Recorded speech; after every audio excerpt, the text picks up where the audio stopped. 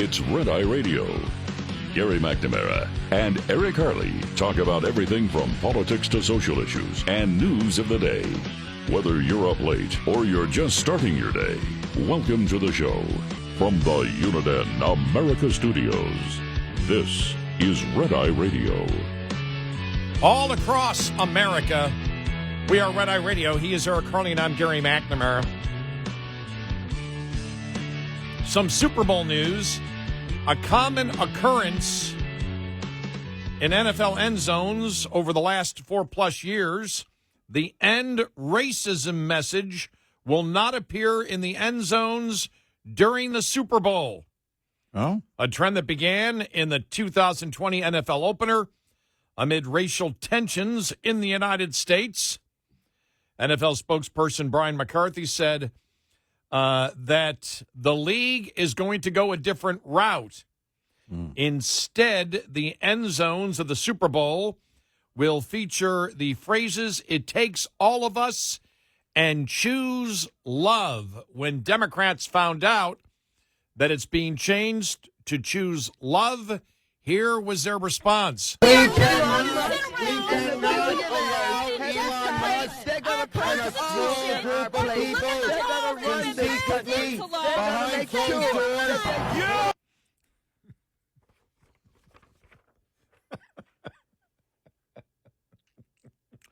Which is pretty much their response to everything right now. This is the best line ever. Mm-hmm. This is going to make your day. Well, the NFL's decision was not taken kindly by former ESPN employee turned political commentator Keith Olbermann. Mom! Guess what, NFL? If you're against stop racism, it means you're for racism. F you and every one of your advertisers.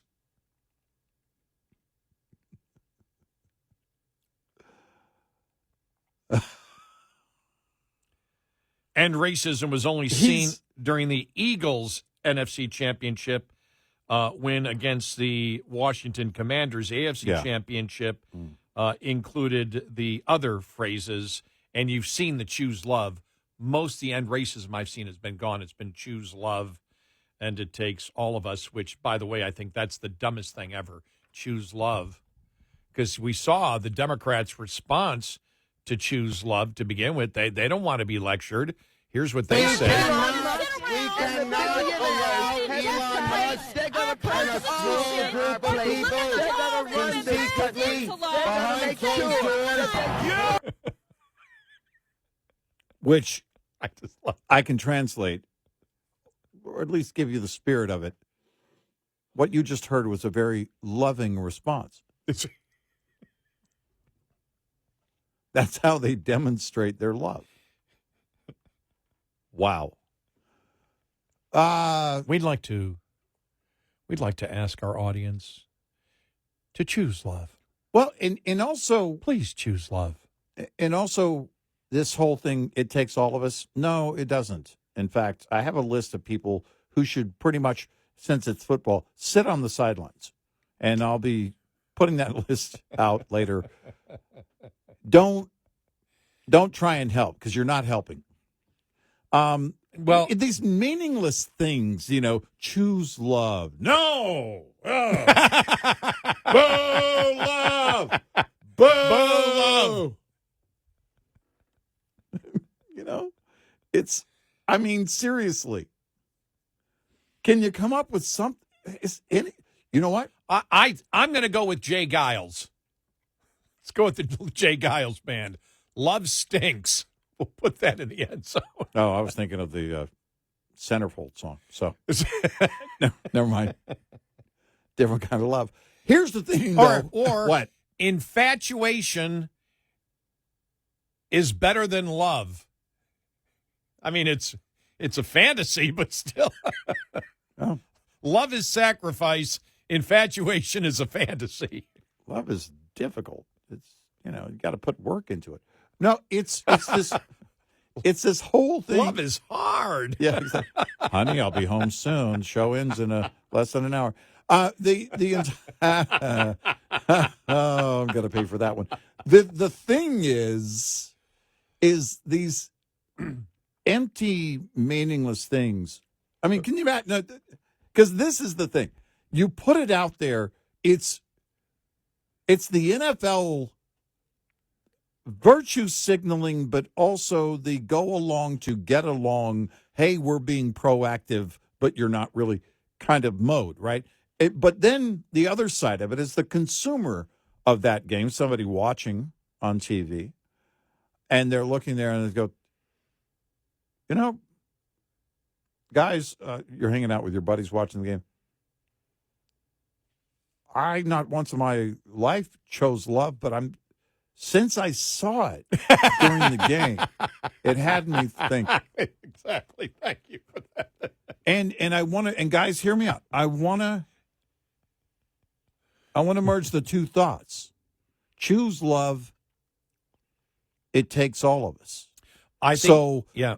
Maxine Water needs to go to an NFL game so she can see that, or watch NFL on TV so she can see choose love, so she becomes less of a bitter, angry woman. Well, because if you combine those two, choose love and it takes all of us, now you're talking about a group activity.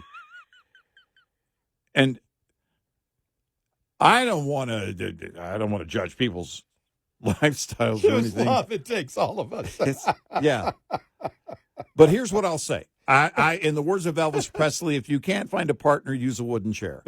Or as Jerry Seinfeld said, huh?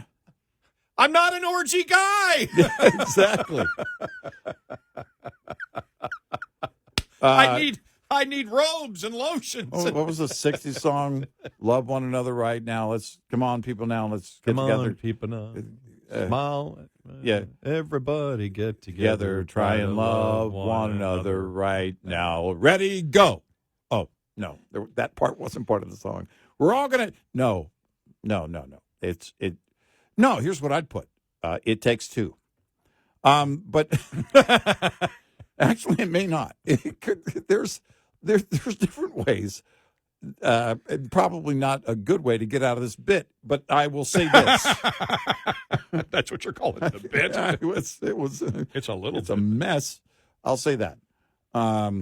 The janitor is going to have some problems later, but the meaningless virtue signaling. I mean, being lectured by the NFL, telling me that choose love is like, you're talking about something that's just so stupid and so dumb. Because that's the thing. Who you're sitting in the room.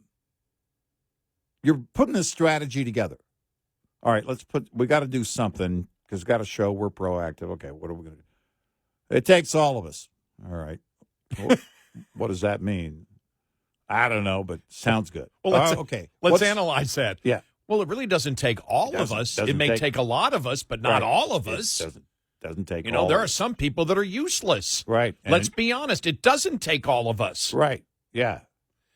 In fact, if you're a Cowboys fan, it doesn't take any of us. So there's doesn't even require. It's just Jerry Jones. Nobody else. It doesn't require all of us. Just Jerry Jones, apparently. Because you're thinking, you and I always walk things to the very end. So yeah, you really do. You got to break it down. And yes, who is it that's watching this? And you think, okay, but what is the audience going to respond to? Because, most people look at it and go, yeah, whatever. But the question is it a positive? Like, you put the Super Bowl logo in the end zone or something. Well, I get that because I'm watching the Super Bowl. Even if they wanted to sell advertising space, I get that. It is a commercial entity. All these things, but these messages are it's not a positive.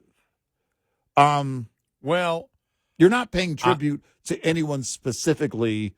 Like everyone, the liberals got, this whole thing, and the flyover on games and everything, the tribute to the military, and they can't stand that kind of stuff. But do you remember on ESPN some of they're supporting the military-industrial complex? Right. There was no love there at all for our military. No, they did not choose love at all. They did not choose love. No, in fact, in that, it did not take all of us. It took none of them. They didn't want to be a part of that. Don't lecture me, NFL, to choose love. Right. Because if you chose love, you would put competent referees on the field. Exactly. Right? Unbiased. Or, as my football buddies keep telling me, it's rigged, it's rigged. If you truly loved us, you'd stop rigging the games. Right. And quit putting a bunch of Swifties, clearly they're Swifties, in these striped suits on the... Choose love. That's not love between those two. It's lust.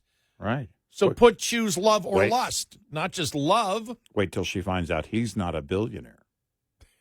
Ew.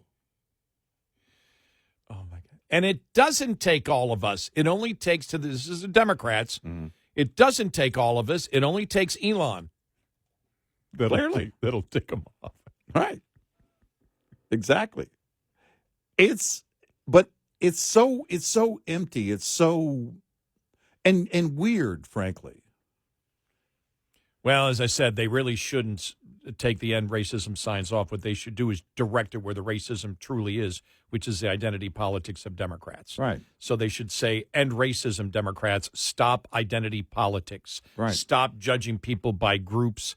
Judge them as individuals. Stop the racism, Democrats, and stop the misogyny of the radical transgender movement, Democrats. Those are the signs that are based in actual reality that we should see at NFL stadiums. But, of course, you're talking about the NFL, so what are you going to get? A bunch of meaningless virtue signaling.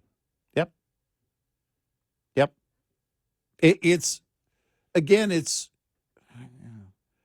because my question would be in that boardroom or in the meeting room on this strategy, how does this help the NFL?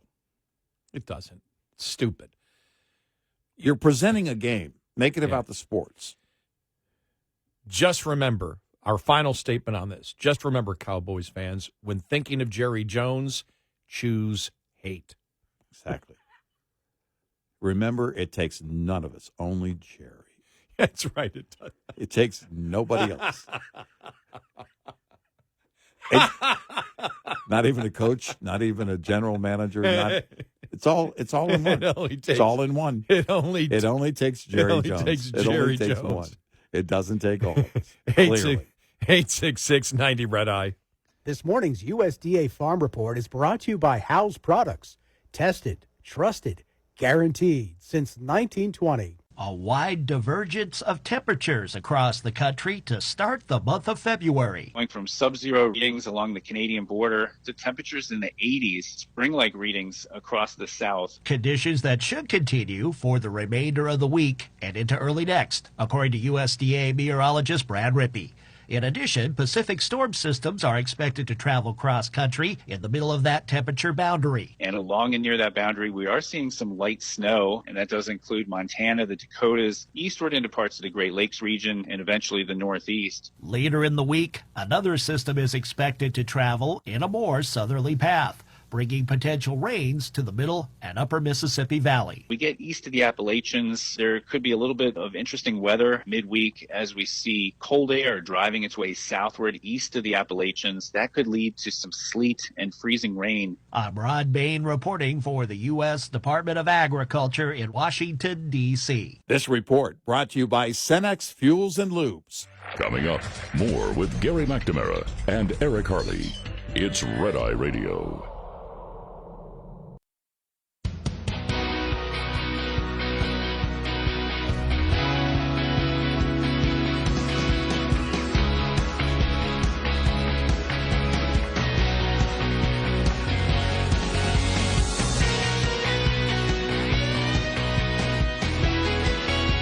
It's Red Eye Radio. He's Eric Harley, and I'm Gary McNamara. By the way, just referring to the last topic, I don't think Keith Olbermann has chosen love. Apparently not. Yes. In fact, this is apparently the message from the NFL to Keith Olbermann. It takes all of us but you. We've talked a lot about DOGE and how the Democrats went nuts yesterday. I mean, they went absolutely ballistic. And what they went ballistic was based on a lie, which is that it's an oligarchy and Elon Musk is running the government. He's not. He's a consultant. Only Trump is running the executive branch. And when it comes to U.S. aid, that would be Marco Rubio, that Congress has authorized the Secretary of State, has the supervisory role over U.S. aid. Elon Musk is not doing anything. So the only thing they have is a lie. And you and I have been talking about it and said, are they talking about anything of substance? Can they give you a specific? I want to play AOC here talking about Elon Musk.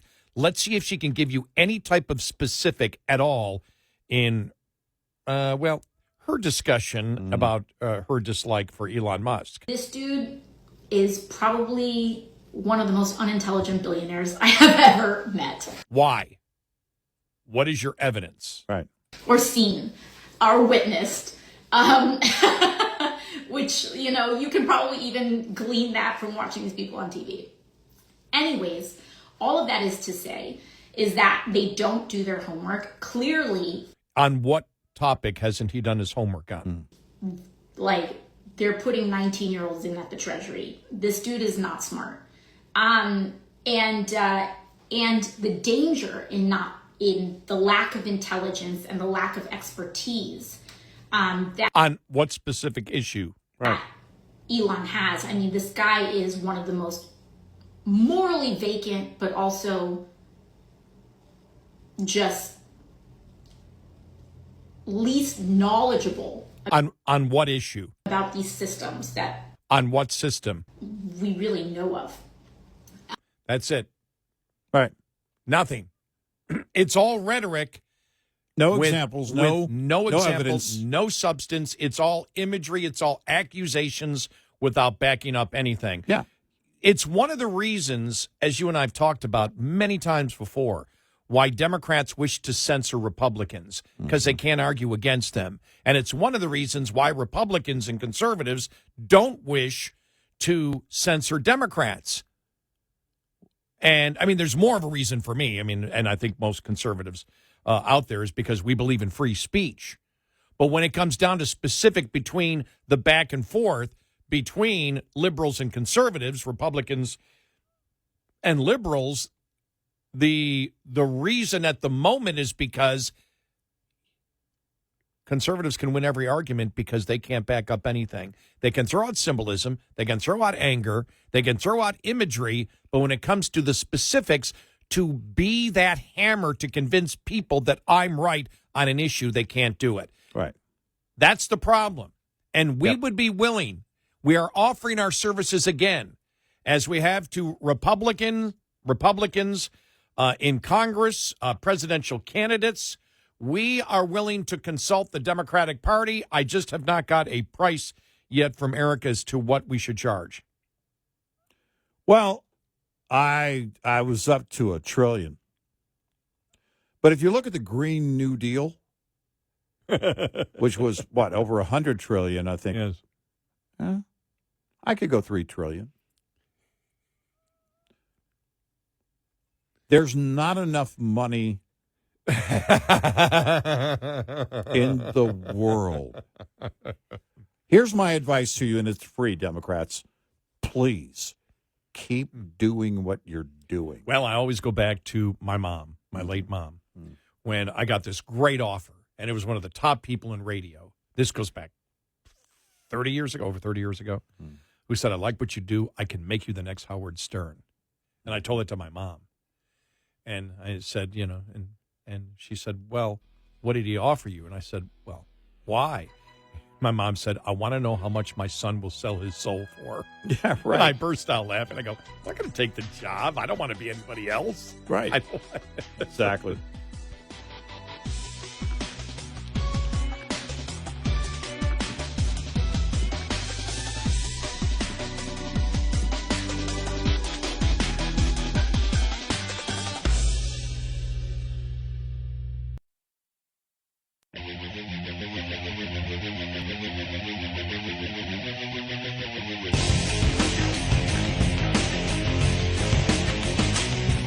You're listening to Red Eye Radio from the Uniden America Studios.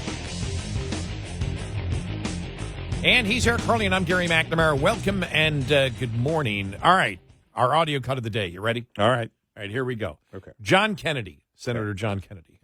This is just great. On all the hype and hoopla yesterday, the Democrats furious, the Democrats lying, saying Elon Musk is running the government, which, of course, he is not. He's simply a private consultant. He has no authority whatsoever to do anything, and he hasn't attempted to use any authority that he doesn't have. If he does, we'll be the first to object because he is not an elected representative. He is simply a private consultant who is consulting the president and also the Secretary of State, who is listening when it comes to U.S. aid. And if they agree with him to make cuts, they will make them. If they don't agree with him, they won't make them. There is nothing unconstitutional about it. There is no oligarchy. It is perfectly fine. And the Democrats still trying to, play the whole class warfare thing.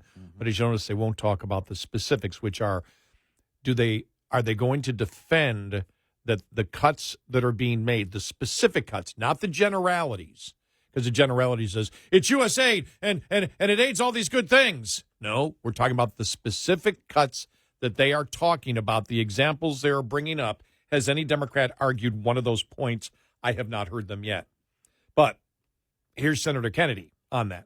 Now, President Trump ran for office saying, I'm going to review every single penny in the federal budget.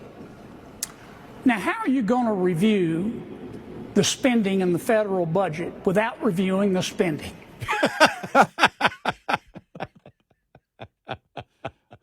And that's what they're terrified about. Yep. They don't want that.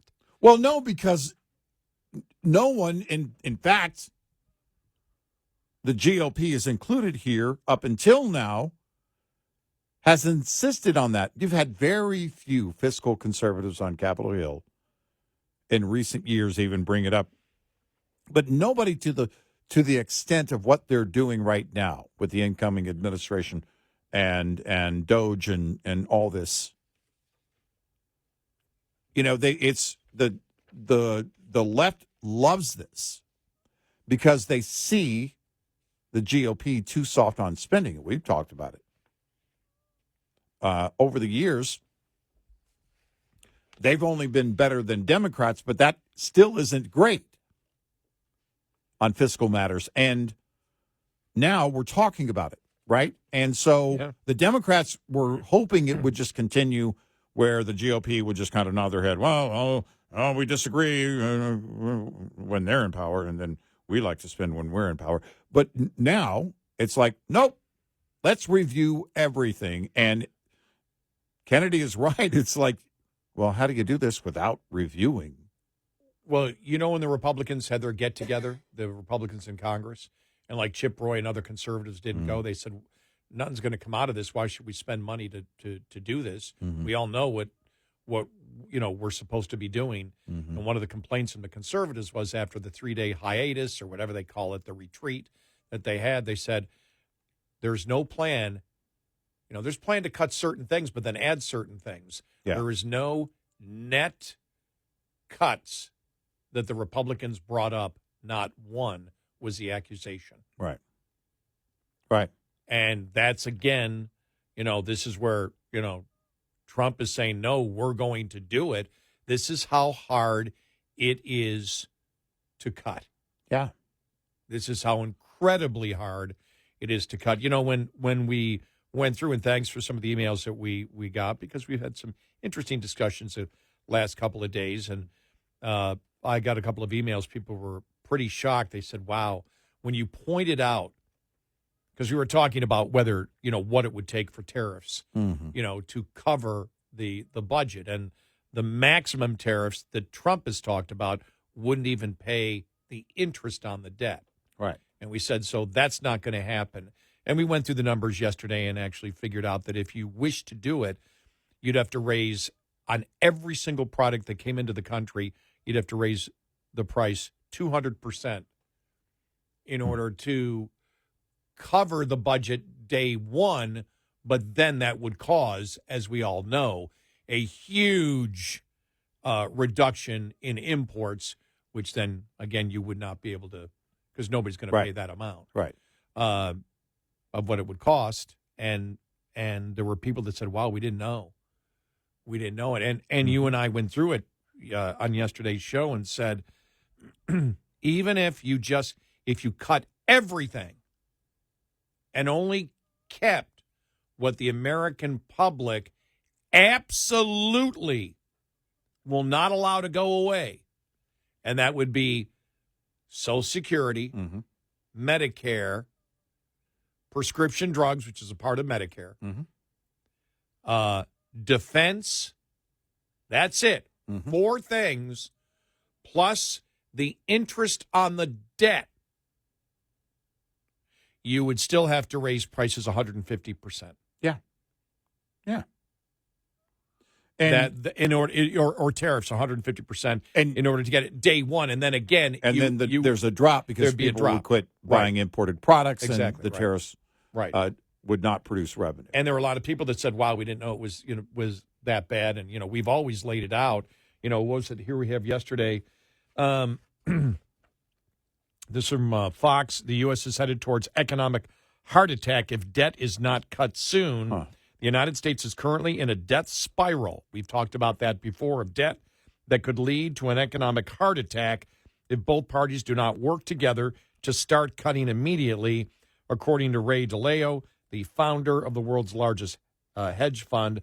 During a recent conversation on the All In podcast, he noted that a debt spiral typically refers to when a company or government has too much debt and must borrow to service the debt. According to DeLeo, investors are acutely aware of this, which is causing credit to get worse and interest rates to increase. And, Trump, one of the things Trump wants, we want lower interest rates. You're not going to get it unless you cut spending. And the only one right now, who seems to be serious on cutting, and we'll see what happens when he puts out his first budget also. Right, yeah. Because that will also be an indicator. Yeah. But the only one who right now seems like he is serious, I would say I'm looking for a she to throw in there, but I don't know of any she in the federal government who is serious on cutting right now. Trying to think of anyone. No. They may say they are, but would they vote for it? Right. Yeah. But right now, the only one that is Trump. Right now, the only one is Trump with what they're doing, and you see and it's going to get worse. The screaming. You think it's bad what we played this morning?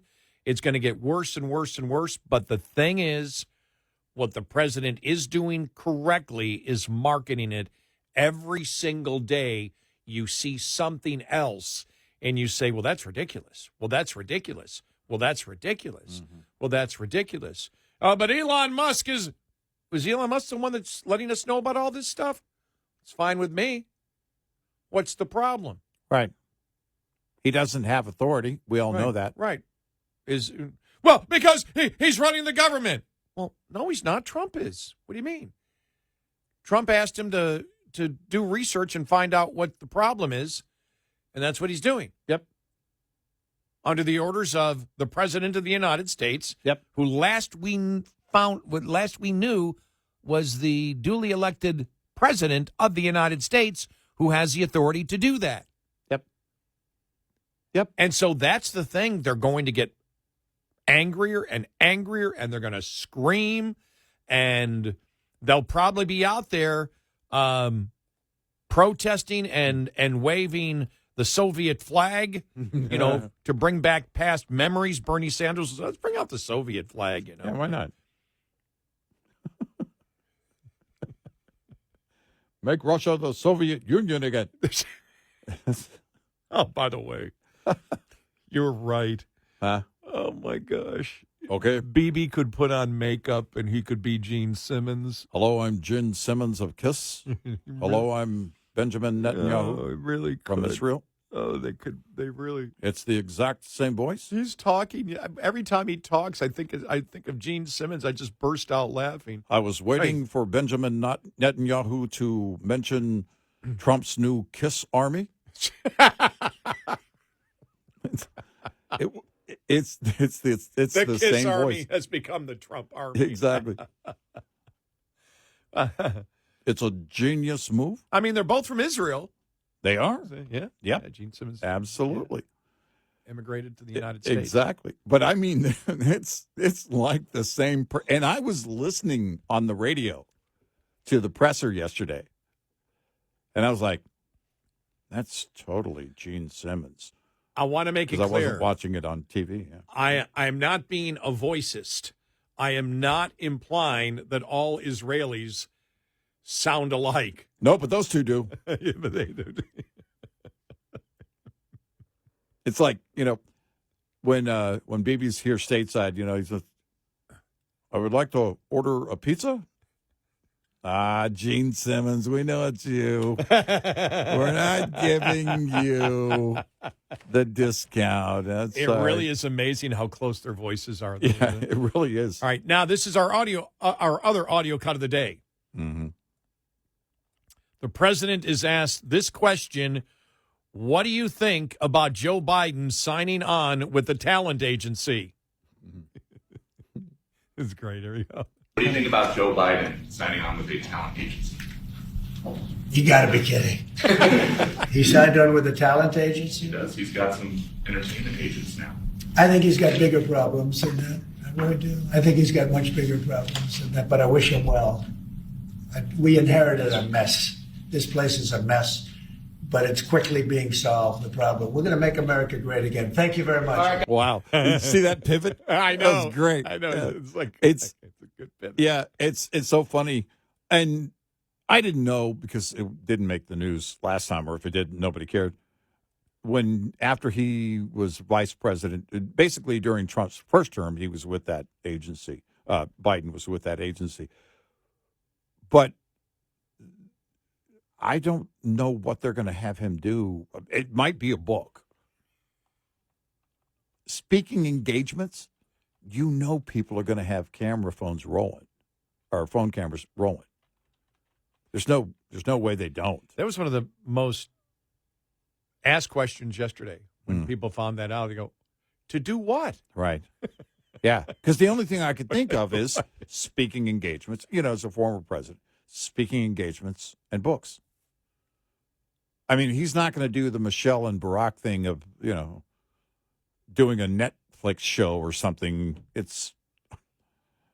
I'll tell you, though, if he did, I'd watch it. But if he's doing a speaking engagement, which I think he'll do, I don't know if he's able to. To him to give a 30-minute speech for $500,000? Because I was thinking it would have to be limited, like 20 minutes tops, right? I'd go for 20 seconds. Exactly. And people their cameras will be on if he's doing that. So maybe just a book. I don't know. Yeah. Who's going to buy the book? If it comes out and he's going to do the trashing of his party, here's how it all went down. I'm going to tell you everything. Okay, all right, that would be good. That would be the only way. That would be good. Yeah. The book that would sell would be a source book on what really went on in the Biden administration in the White House. If that would chapter be the book 1 is about corn pop, I'm out. 866-90-RED-EYE. Lines open for your calls. 866-90-RED-EYE on Red Eye Radio.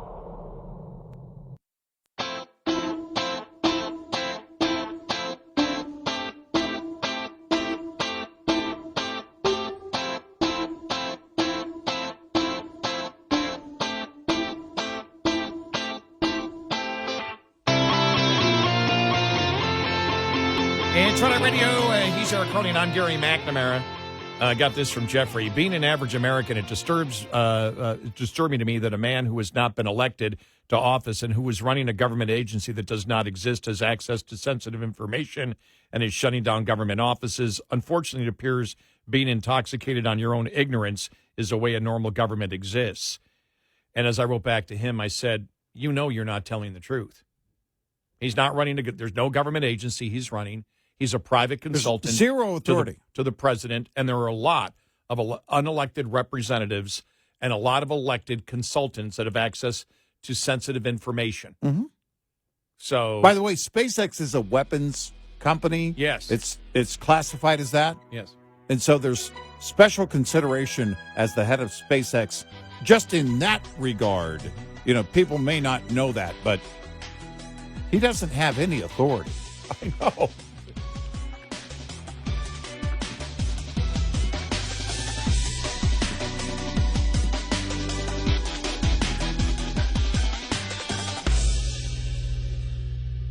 This is Red Eye Radio on Westwood One.